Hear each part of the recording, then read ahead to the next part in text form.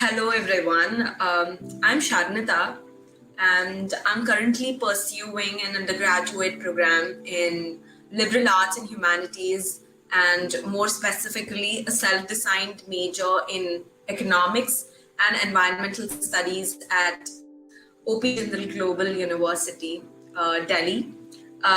Quote unquote, I'm virtually plunging into my final year. So, with lockdown in place, I feel like our life is completely turned digital. So, I really hope all of you are safe and remain quarantined because living with Corona is not a viable solution to any of us. Well, I'm really privileged to be a part of the alumni webinar, and thanks to Univariety for making this happen. And then assuming most of you are doing your high school at the Indian public school, I can also introduce myself as one of your coolest seniors. Well, I've been notorious enough to be called to the academic coordinator's office almost every month now. Yeah, but I should also say that I've been fortunate enough of studying with such erudite minds guiding us through not just the board exams, but through career and life choices that I still benefit from. I'm really glad I got a profound academic background from an amazing group of TIPS faculty, and not to forget the career counseling team and the Univariety who introduced me to the concept of liberal arts in the first place by bringing in resourceful heads every now and then talking about career prospects. So, before I move on, so here is a little profile check about me. So I did my middle schooling in Sagar International School and high school at the Indian Public School. Like I said before, I'm doing my college in Jindal, Delhi. It is an autonomous university and it's not a part of DU. Well, at least for a South Indian girl who is, born and brought up in a family like this, it was obviously difficult to convince my parents and then break them through the popular conceptions of Delhi life. But I was pretty stubborn to sell it off my entire stock of research about the course. Yes, the Career Council did introduce me to this whole new concept of learning in a more liberalized form, but I had to personally put in all my effort to have a broader understanding of how this course is going to be fruitful to me. But about you guys are lucky because I am here going to give you a complete A to Z of the current trend in education, which is the liberal arts and humanities, and share my wonderful experiences with you. Before I proceed further, I want to give a heads up to everyone listening to me because I want to tell or say how far this course is going to be applicable to different groups of students. So first, this course is not for students who wants to have a professional degree. Like say if you want to be a doctor, lawyer, a chartered accountant and such. So if you are going to do one of these, it means you already have a preconceived idea of which universities are well known for that, or which qualification criteria and what exams to take to get out those certificates and all that. Right. So second one, if you have when you're baffled about your career choices, so if you're still puzzled about what you want to study and you still have zero idea what you want to pursue for the rest of your life, or if you are someone who have multiple areas of interest that you like to focus on, like let's say if you want to focus on dance as well as have a rigid career like psychology, it is something that you want. Liberal arts and humanities is something that you have to consider. And number 3, like I said, it is not for people who wanted to have a professional degree. And number 4, it is applicable for any students, like be it students from the commerce or humanities background, or even for students who would like to shift to the field of commerce or humanities from the field of science. So this is what I want to say before I proceed further into my webinar. All right. The next is questions that I will be addressing in this seminar. So 5 broad questions that I'm going to talk about. Number 1. First, what is liberal arts and humanities? Basically, what is the program structure all about, and how it is structured in a way that it helps you study multiple subjects.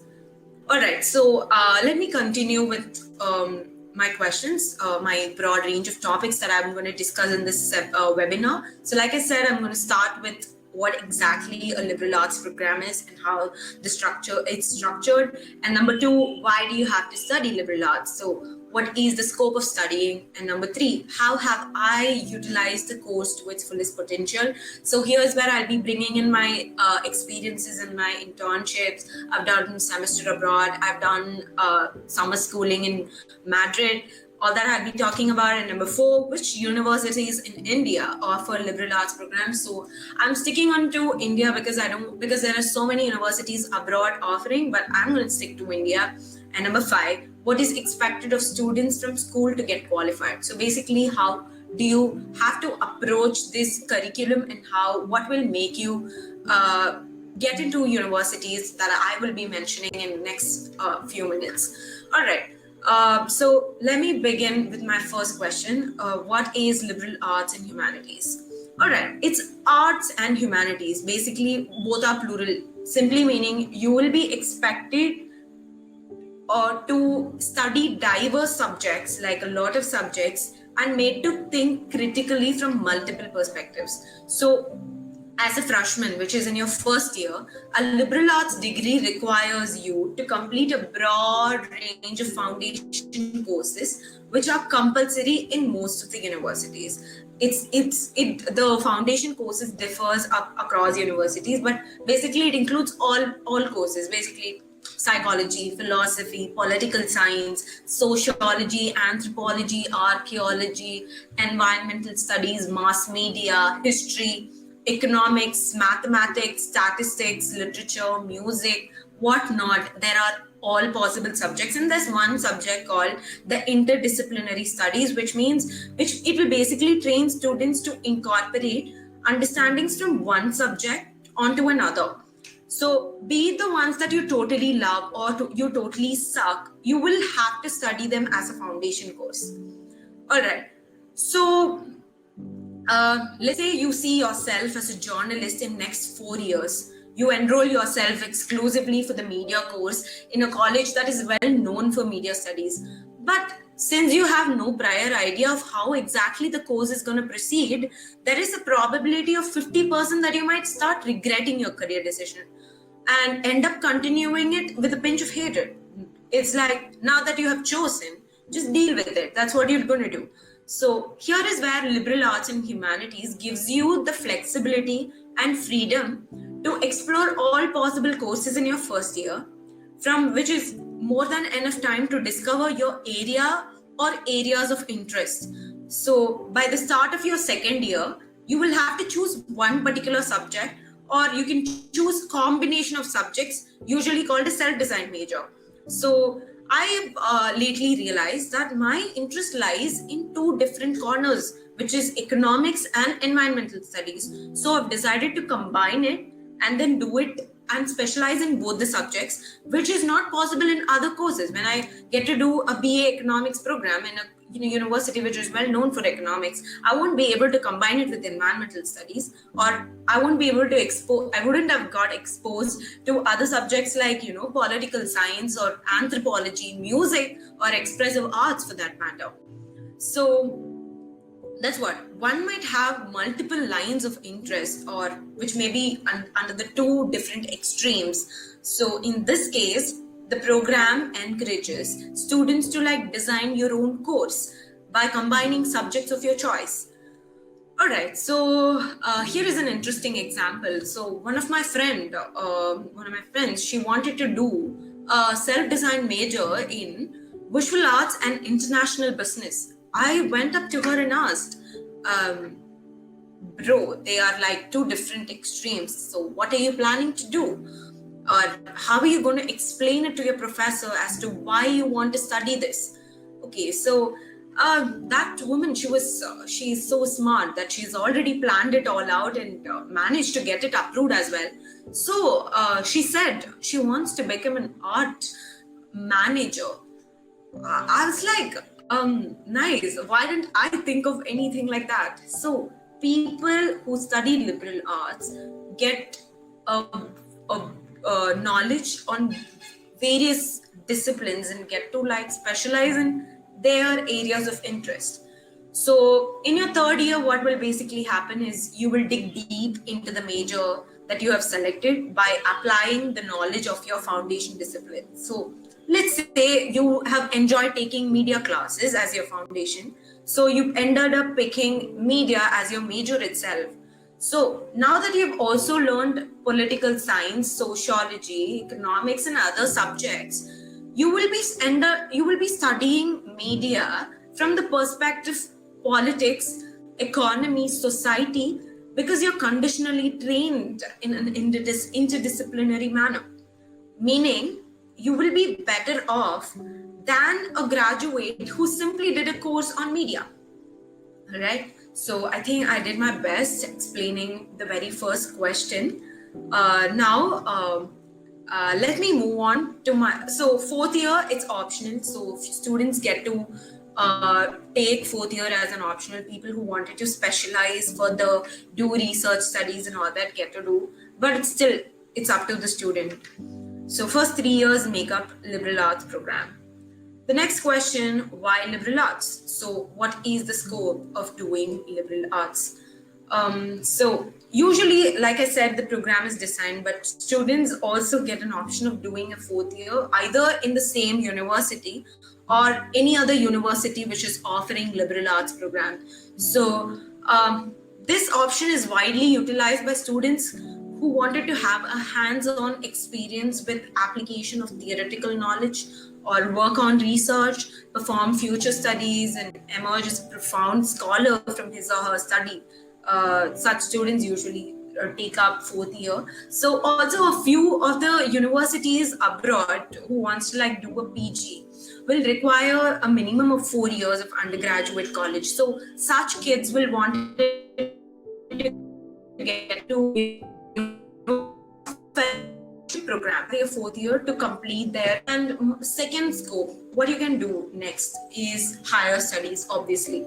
So taking a variety of classes, not just those within your specific major, can help you find other topics that you're interested in, like I said. So this will prompt you to take up new hobbies, learn new things, or even change the direction of your studies altogether. So graduating from a liberal arts school gives you the freedom to like choose or to do your masters in any subject you like. So most of the students will anyways wanted to specialize in their major, but this will also tie up to the next point that I'm going to say, which is the placement. So skills that are being taught in the liberal arts tradition are useful in any job. Trust me, any job, because I have so far done like 5 internships. The sixth one I'm doing. So I've applied those skills, and I still earn a good decent amount of stipend for a student who has still not graduated. So although one or more of the liberal arts classes that you might take may not be relevant to your future career, the skills that you will be learning will definitely benefit you. Yes, the job market is very competitive, and people don't always end up in the field of study that they originally intended to work. So, for example, in writing and research-based careers, it is likely that you will need to know some amount of math, usually statistics, to back up what you write, right? So in science and math-based professions, you will need to document these experiments and research and express your findings in writing. Writing and communication are they are important skills. They're being taught in liberal arts tradition, and they are needed in any field or any task, and which is as simple as composing an email. And the fourth one, which is my favorite one, which is the college experience and the worldview that I get, and the in-depth worldview. So liberal arts education provides multiple viewpoints, allowing educational opportunities that cannot be obtained from trade or technical schools for that matter. So many colleges with strong liberal arts program will have, interdisciplinary studies, like I said, and internships, study abroad programs, and other opportunities that go into educating the student as a whole. So adding depth to the overall college experience. So since this is no different in Jindal, I'll be sharing a few of my experiences in Jindal, at least in 2 years of my college life. Next, so how enriching is student life? So this is my experience so far, and it totally differs to students across different majors. So firstly, I'm going to start up with all right. So the liberal arts curriculum, like I said, it is designed in a way that it provides an adequate amount of time to conduct our own experimental learning in real workplaces. So we have 4 months of semester and 2 months of break, which I utilize to gain hands-on experience on what I learned. So out of these past 2 years, I've completed 4 internships, each with different job profiles, different organizations in various different places in India. So you might be wondering if companies would even hire students who haven't even graduated in the first place. Yes, they do hire as interns based on the skills that you're equipped with. So it's mostly basic presentation skills, communication, Excel, data analysis, drafting is something very important that we'll be talking about. Yeah, a few skills that would fetch you really great internships with a decent amount of pay. So, excuse. During my first winter break, so I happened to work for the Spastic Society of Karnataka, which is in Bangalore. So it is a school for children with developmental and autistic disorders. Having had lessons in psychology, I did have a psychology background because thanks to liberal arts program, I was able to understand the causational effects on children and had an idea of how they could be helped. So yes, I got through. I effectively adapted communication style and planned activities to meet the developmental needs of the children and to create a positive environment for them. And I also happen to work along with a multidisciplinary team of management professionals, maintain digital records and outreach projects. I also had, trust me, I also had stock training, marketing skills, and I scripted dialogues and directed A.K. Ramanujan's folktale called A Flowering Tree. So they happen to have this musical fest. I scripted a whole drama. I kind of directed it by making my own scripting. It turned out pretty successful, and then I realized my potential in drafting and script writing, and ended up taking theater arts in my second semester. So, it's very flexible as you realize your different areas of interest. You get to do those courses professionally. That is the beauty of liberal arts program. All right. So, and secondly, to give my writing and analytical skills another chance, I applied to a few of emerging media platforms in my second break, and I got through one of the very famous food blogging channel called the Food Lovers TV in Bangalore again. So food blogging was damn fun. So you get to eat free food from expensive restaurants. All you have to do in return is write amazing reviews, add beautiful adjectives, praising their food and wine. So at some point, even though I wanted to have home food real bad, but who cares? It's expensive, nice food by the end of the day. So I designed content for the official website of Food Lovers by connecting with restaurants around I took over the social media handle and found trivia questions to create polls using Canva, and I did a lot of analytical works. I did daily analytics for website, MailChimp analytics, and I also did the presentation for that month. So I assisted the cinematography team for restaurant shoots. I edited photographs and subtitled videos. It was a dream come true job. It was damn fun. And thirdly, I got to intern in one of the event management entity in Delhi, and it is called the Confluence India, which primarily does short film festivals and organizes local events every weekend. So being posted as a social network manager there, I constantly engage the official page of the Confluence India.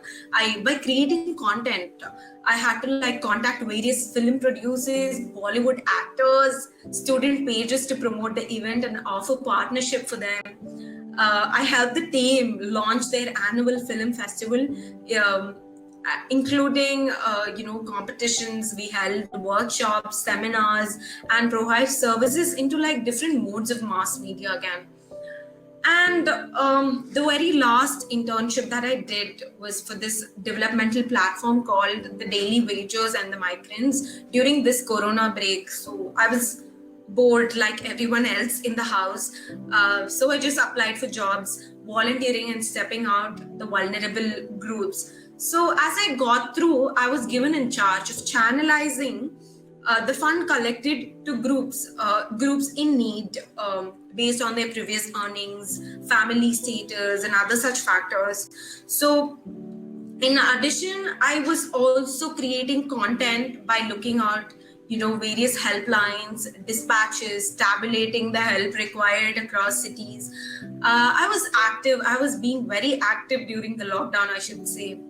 So my claim here is simple, right? So a few students develop likings right from the theory or a conceptual perspective, while others learn from a practical application. So you might totally hate business as a subject, but once you place yourself in the shoes of a businessman, or once you start working for a businessman, you might enjoy taking business class again, because you might have already had a fair amount of idea of how business principles work in real.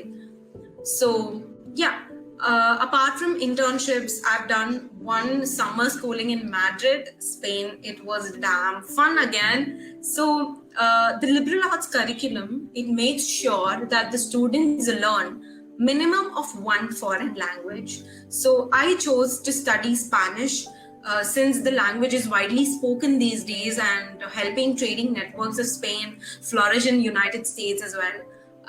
Because I am planning to study in US again. Let's see. So yeah, it was quite an experience. It was wholesome and full of beautiful memories even till today. We managed to survive. We learned their colloquial blend in through their culture, accept their really weird food habits, and it was a vacation worth remembering, I should say. So yes, I still struggle a bit with the language, but I can still manage to pull off a business partnership with Spanish men.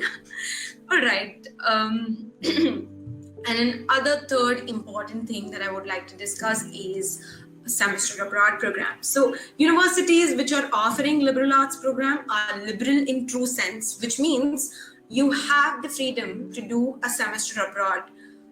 This will not affect a student's credit requirement, because the partner university will obviously transfer credits based on his or her performance. So I was fortunate enough to get into the University of Bologna. It is one of the oldest university in Italy and well known for economics. Yes, I am supposed to start there by August, but thanks to Corona, sarcasm again, I will be attending lectures from home instead of being there in Italy. So yeah, simply put, liberal arts program is damn exciting because you get to exploit various avenues avenues of and mold yourself into a better individual. So now that I've praised enough about the course, let me move on to the very next question that is might be of very relevant to all of you, which is, where can I study liberal arts in India? Fine. There are so many universities and colleges offering liberal arts or even sciences for that matter, but I am going to be more specific to India because I personally believe that an undergraduate degree in India is what that prepares you to face the world, be it any country. So as young adults and fresh out of school, you will be facing new realities and undergo change in lifestyles. Trust me, you wouldn't want to complicate it further by studying in abroad, at least for your undergraduation. So here is a list of top 5 universities in India offering liberal arts program. I've applied to all these 5. I went through the application process, attempted multiple entrance exams, and ended up choosing Jindal because they gave me a full-time scholarship. I had to choose there. But apart from that, I personally have visited all 5 campuses and they are brilliant. It's just mind-blowing. You have to, if you have an idea to like look into liberal arts program, I strongly urge all of you to look into all these 5 universities and have a check out yourself. So firstly, it's Ashoka University, Sonipat, Delhi. It's like our neighboring college. So it is the number 1 liberal arts college in India. Like any other liberal arts college, Ashoka, they have a strong emphasis on foundation, thorough research, rigorous pedagogy, and hands-on experience with real-world challenges. And it's a pretty small campus. It has like 1,400 students on campus around it, and attracts students from all across the world. And it is led by internationally renowned faculty. We have Ashoka and Jindal. We basically share professors, and so I do know about it. So here I've attached the majors and the interdisciplinary major and the minors that Ashoka University offers. But if you can go to their website and have a look at their website, you'll have a detailed idea of how their program is structured and what courses they offer. And their screening process, one, you have to like write a standard SOP, which has to be brilliant. And number 2, they call up for an interview, which will be mostly on a Skype. And 3, they'll conduct a essay writing test, on the spot essay writing. That's how the screening happened when, like a year ago, and that's what is being followed even now, I guess. So you have to check that out by yourself. And number 2, I would go to Flame University, Pune. So I have visited this campus for one of their cultural fests called the Quarentia. So all liberal arts colleges in India get an invite. Basically, every time a fest happens in one university. So it's 60 acres of tranquil space, and they have all essential services inside, pepper studios and interactive spaces. Students from across the globe roam around with their free imagination. So at Flame, there is always a buzz of knowledge, intellectual curiosity, and discussion. Debate is not just within certain concepts. It's just weird, and it's so much fun. So here, how does the qualification screening happens? You apply, and then they call you, they give you a slot, which happens in certain parts of India. Only in Tamil Nadu, it happens in Chennai, as far as I know. And you will be asked to take a FEED test, which is a Flame entrance aptitude test, followed by a group discussion, and finally there'll be an interview. All this will happen in a single day. And moving on to the next university will be O.P. Jindal School of Liberal Arts and Humanities. These are the list of majors that they offer, and it is up to you to like combine 2 different, like I said. So I study here and I have no major regrets. It's JGU encompasses students from various schools, out of which liberal arts is one amongst them. Apparently, JSLH, which is the School of Liberal Arts and Humanities, in the QS BRICS University Rankings 2019, it is ranked amongst top 3 and is amongst the top 450 in QS Asia League table. Our dean, Professor Kathleen Majorowski, she was a professor of the Yale. She is a graduate in anthropology, and she believes that the graduates to be will become effective communicators and critical thinkers. Yes, I partially agree with her. And the holistic nature of the program will empower students to take up a wide range of internships, projects, and fieldworks. So what is the qualification criteria here? One, you will have a telephonic interview and followed by a Skype interview, and then there is something called JSAT exam, which is General Aptitude Test again, which you have to score a minimum of 50% to get through. And the fourth university that I would recommend is Azim Premji University, Bangalore. It was started as one of the foundations of Azim Premji. I hear that life at Azim Premji University is damn challenging, exciting, and extremely enriching, except that their curriculum is a bit different because they just started like years back, and courses being offered are kind of limited, also implying that the scope of pursuing liberal arts at this university is a little bit narrow. Qualification criteria, it's test. They have a test for themselves. They conduct a test, and you have to interview. And finally, I would say Symbiosis School of Liberal Arts, Pune. So Symbiosis, it is a 4-year course and it's a full-time bachelorette course, and they do offer arts program and Bachelor of Science under this liberal arts criteria.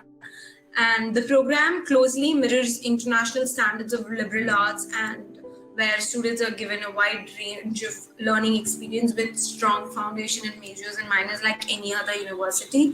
Here, the qualification, you have to take up SCT test, which is Symbiosis entrance test, and followed by there's a call-up interview.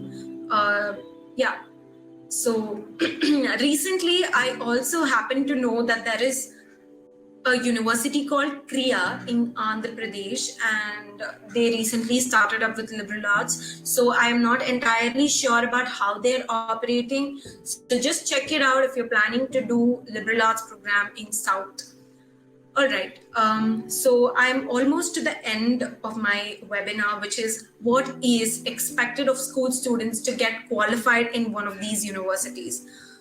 Okay. So like I mentioned before, it's fun, exciting, and the uncertainty of your career choice keeps you open-minded to different disciplines.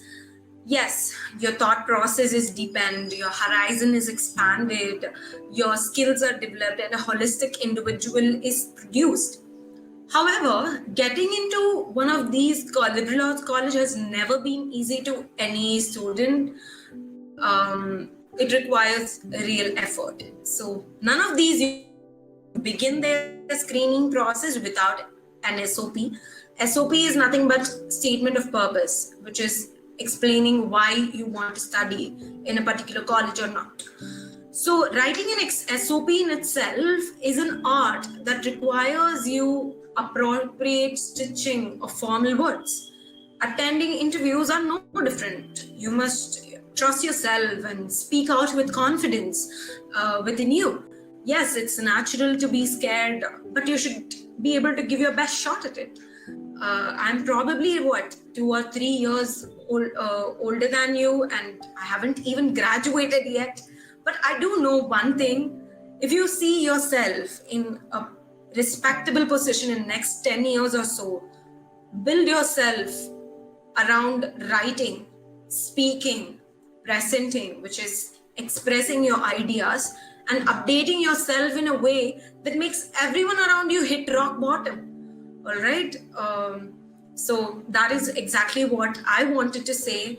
I'm done here, and I really hope this webinar was helpful to you. And finally, I want to talk about something which may be really, really helpful to you, which is about the platform Univariety. So any sort of career guidance that you seek, approach Univariety. They are really helpful because they introduced me to the concept of liberal arts in the first place, and I still benefit from and I'm very passionate about. And number two, profile building. They help you choose your career in the way that you like. Get insights of college. So there are so many universities that you are not aware of. There are so many things happening, and the student life in each college is different. So get insights of college and your areas of interest by having a regular counseling session with the Univariety, and they seem to be a really great support system, at least for me. So check that out by yourself, and they're very approachable, and which makes a whole choice of choosing a career very simple and realistic. So I am done here, and I really, really hope this was helpful to you all. Even if this webinar has helped you in considering liberal arts degree to a tiniest bit, I am really glad about it. Thanks for being a wonderful audience. So if you have more questions, you can get them clarified on the Univariety platform, or you can connect with me or any other alumni there. I highly recommend most of you to make use of the alumni guidance available in your schools through Univariety. What is expressive arts? So expressive arts is basically fine arts. At least in general, expressive arts is divided into like two different broad categories. One is the music. We learn proper classical music, rock music, Bollywood music, and two, we have art, which is visual art, which is we do sculpture, we do canvas, we do pottery under visual arts. And number three, we have art and craft. Under art and craft, we get to use basic materials. So expressive arts is basically music, dance, visual arts, painting, sculpture, and art and craft. Okay, so thank you so much. You've been a really wonderful audience. Like I said, if you have any more questions, you can get them clarified on the Univariety platform. You can connect with me and other alumni there. I highly recommend all of you to make use of the alumni guidance available in your schools through Univariety. Get in touch with your seniors today because your future can't wait any longer. All right, bye. Thank you. I hope you found this video useful and enjoyed it. If you liked it, give us a thumbs up, share it with your loved ones, and don't forget to subscribe for more updates. Let us know in the comments below what more you would like to hear from us. Follow us on Facebook, Twitter, and Instagram. Till then, bye!